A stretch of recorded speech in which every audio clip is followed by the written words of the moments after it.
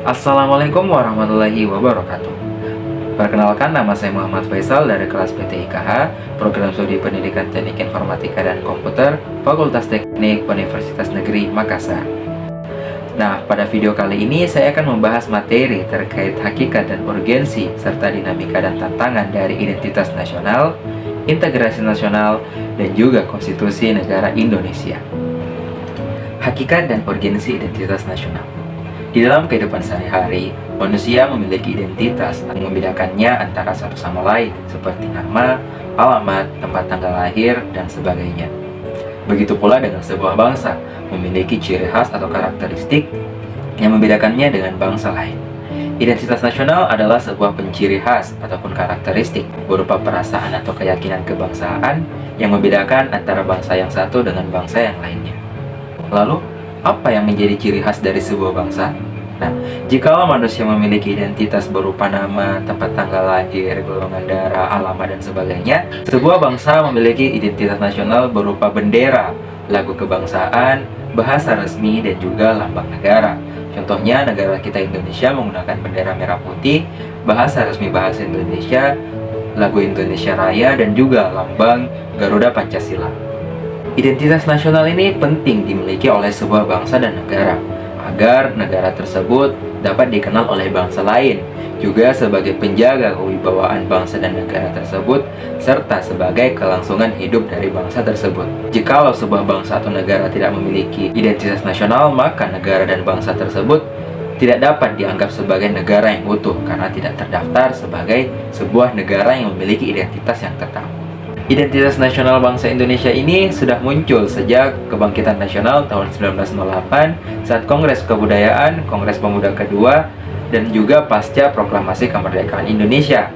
Identitas nasional ini muncul dalam proses interaksi, komunikasi, dan persinggungan budaya secara alamiah menuju Indonesia merdeka dan pembentukan intensif pasca kemerdekaan. Unsur-unsur dari identitas nasional ini dijadikan sebagai ciri khas dan juga jati diri dari negara bangsa Indonesia. Dinamika dan tantangan identitas nasional. Saat ini Pancasila sulit dan dimarginalkan dalam kehidupan masyarakat Indonesia.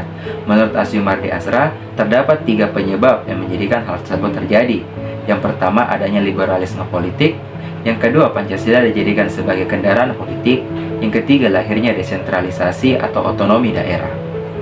Namun, selain daripada itu, masih ada beberapa hal yang membuat Pancasila dimarginalkan dalam kehidupan sehari-hari dan juga menjadi tantangan identitas nasional itu sendiri.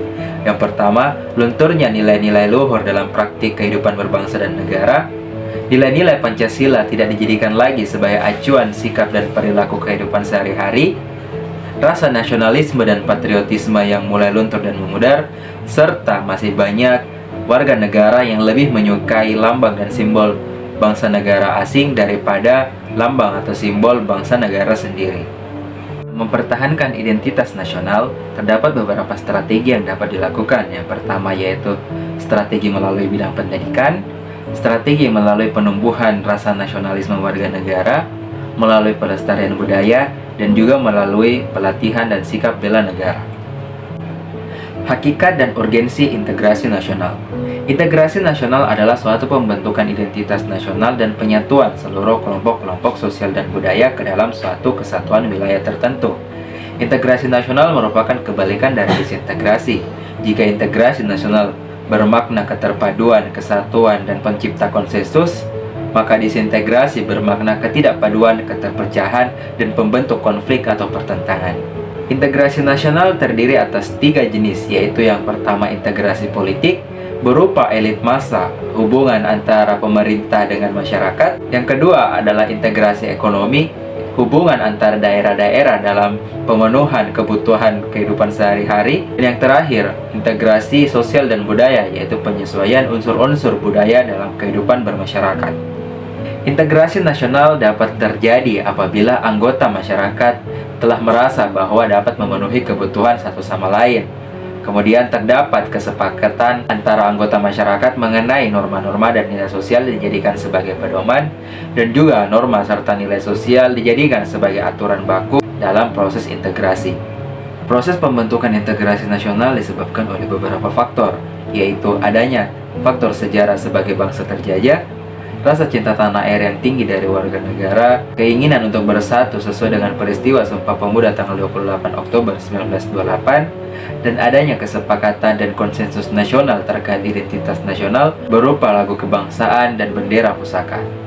Namun, selain daripada itu terdapat pula faktor-faktor yang dapat menghambat proses pembentukan integrasi nasional, yaitu adanya ancaman dari luar berupa terorisme, kondisi masyarakat yang heterogen sehingga sulit untuk diintegrasi, kurang meratanya pembangunan yang menyebabkan beberapa daerah merasa saling iri, adanya faktor dari alam yang dapat memecah beberapa wilayah, dan juga kondisi wilayah suatu negara yang terlalu luas.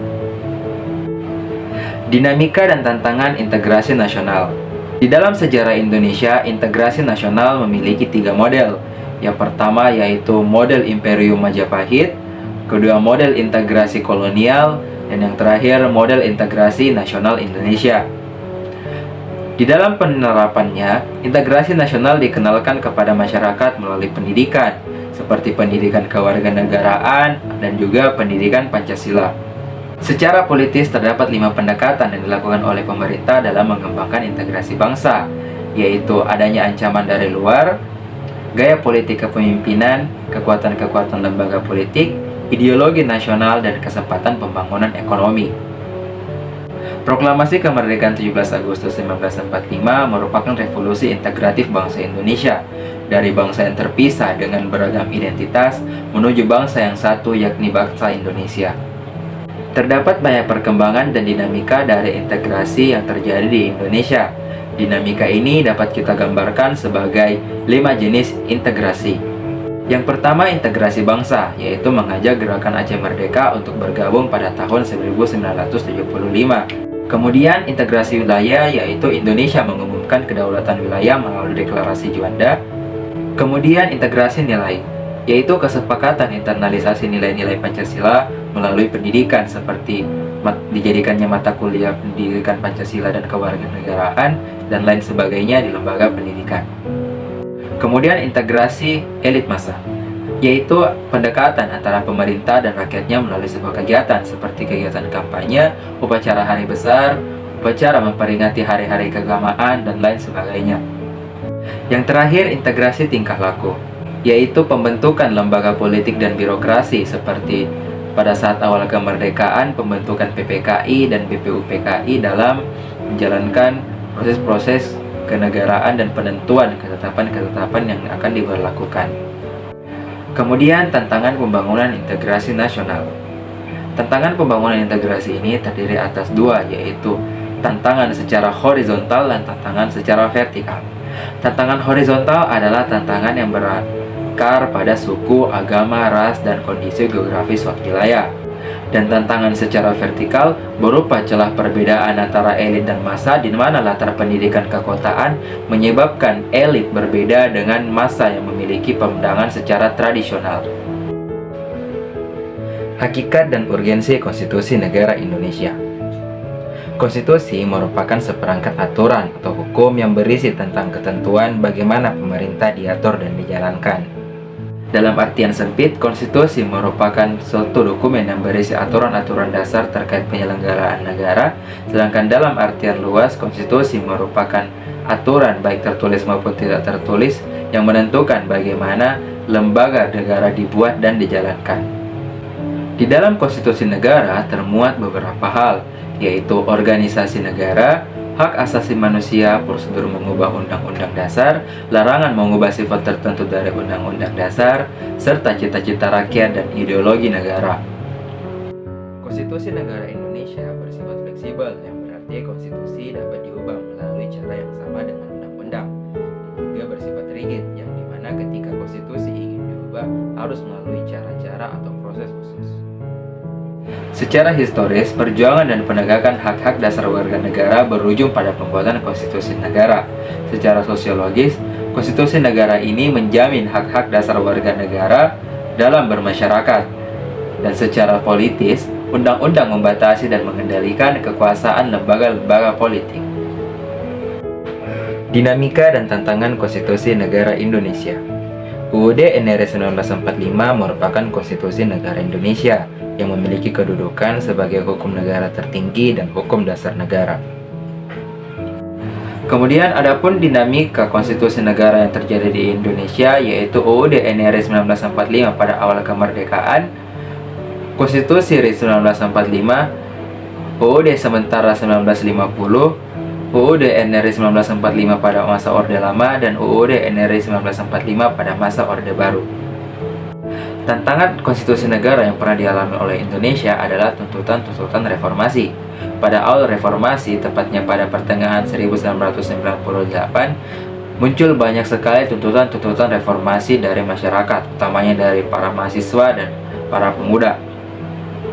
Isi tuntutan mereka adalah mengamandemen UUD NRI 1945, menghapuskan doktrin Dwi Fungsi ABRI, menegakkan supremasi hukum, melakukan desentralisasi dan hubungan yang baik antara pusat dan daerah, mewujudkan kebebasan pers, dan mewujudkan kehidupan demokrasi.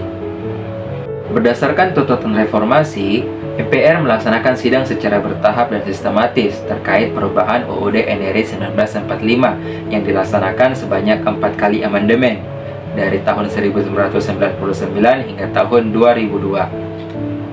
Amandemen yang pertama dilaksanakan pada tanggal 14 hingga 21 Oktober tahun 1990 yang isi amandemennya berfokus pada pembatasan kekuasaan presiden yang dianggap terlalu berlebihan, salah satunya terkait pembatasan masa periode jabatan presiden. Amandemen yang kedua dilaksanakan pada tanggal 7 Agustus sampai dengan 18 Agustus tahun 2000 yang isi amandemennya berfokus pada wewenang dan posisi pemerintah daerah, peran dan fungsi DPR, dan penambahan hak asasi manusia. Amandemen ketiga dilaksanakan pada tanggal 1 sampai dengan 9 November tahun 2001. Amandemen ini berfokus pada bentuk kedaulatan wilayah, wewenang MPR, kepresidenan, pemakzulan, bentuk perekonomian, dan juga bentuk kehakiman. Kemudian amandemen keempat dilaksanakan pada tanggal 1 sampai dengan 11 Agustus dan berfokus pada pendidikan, perekonomian, peralihan, dan aturan-aturan tambahan lainnya. Tantangan-tantangan dari konstitusi negara tidak akan pernah berhenti datang secara terus-menerus. Oleh karenanya, sebagai warga negara yang baik, kita perlu memahami bagaimana cara mengatasi permasalahan-permasalahan terkait konstitusi negara, utamanya di Indonesia. Yang pertama yaitu kita perlu menghargai dan mengakui hak asasi setiap manusia. Jika kita tidak menghargai adanya HAM setiap manusia, maka kita akan memicu konflik dan terjadinya perpecahan antar umat manusia. Kemudian yang kedua, mematuhi aturan-aturan dan norma-norma yang berlaku. Jika kita mematuhi aturan dan yang berlaku, maka kita akan tumbuh menjadi rakyat sesuai dengan konstitusi negara yang diimplementasikan. Dan yang terakhir yaitu menyerahkan segalanya ke pihak yang berwajib, yaitu jika ada masalah, kita tidak main hakim sendiri, kita perlu melaporkannya kepada pihak berwajib agar mereka yang menangani segalanya. Kesimpulan dari pembahasan materi kali ini adalah identitas nasional merupakan ciri atau karakteristik yang membedakan suatu bangsa dengan bangsa yang lainnya. Integrasi nasional adalah upaya penyatuan seluruh unsur-unsur dari sebuah wilayah menuju satu kesatuan yang utuh. Sedangkan konstitusi nasional adalah aturan-aturan yang dijadikan sebagai pedoman dan dasar-dasar penyelenggaraan kekuasaan negara. Pemahaman terkait identitas dan integrasi nasional serta konstitusi nasional merupakan hal yang sangat penting bagi seorang warga negara, karena dengan pemahaman yang tinggi terkait hal ini dapat menanamkan sikap bela negara dan cinta tanah air terkait negara kita sendiri. Baiklah, itu saja yang dapat saya sampaikan. Mohon maaf bila terdapat banyak kekurangan. Terima kasih atas perhatian yang telah diberikan. Saya Muhammad Faisal, pamit undur diri. Sampai ketemu di video presentasi selanjutnya. Assalamualaikum warahmatullahi wabarakatuh.